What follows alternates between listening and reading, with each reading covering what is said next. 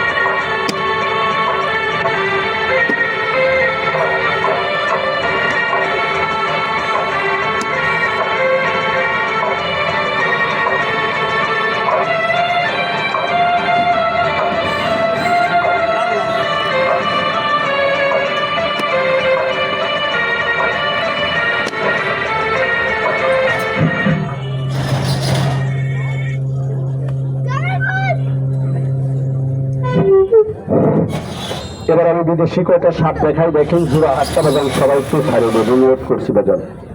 তাই মানুষজন কম সাপে যাতে দৌড়াদৌড়ি না করে একটা দাগ দিছি বাজান। দেখেন আমার একটা সাপ ভাই দাগের বাইরে যাবে না। যারা জ্ঞানী ভদ্রলোক তাদেরকে অনুরোধ করবো আদেশটা পচা শামুককে পা কাটে বা ভালো শামুককে পা কাটে না। আমি এবার এই দুই মাথালা সাপটা ছাড়ার আগে এই বাক্স থেকে চিন্তা থেকে রাসেল একটা ছাড়ার আগে যারা জ্ঞানী ভদ্রলোক সকলকে একটা অনুরোধ করবো আদেশটা বাজান। সবাই চোখের সাইড থেকে আমার এই ডাক্তার দিকটা এগিয়ে আসেন, পায়ের নিচে হাত দিয়ে অনুরোধ করছি। কিছু যারা জ্ঞানী ভদ্রলোক তারা অনুরোধ ভাষা দিন, একটু ডাক্তার দিকটা এগিয়ে আসেন বাজান। বাবা একটু এগিয়ে দাঁড়াও, এই ছেলে একটু এগিয়ে আসো বাজান। এবার কি ঘুরা আসছে এগিয়ে না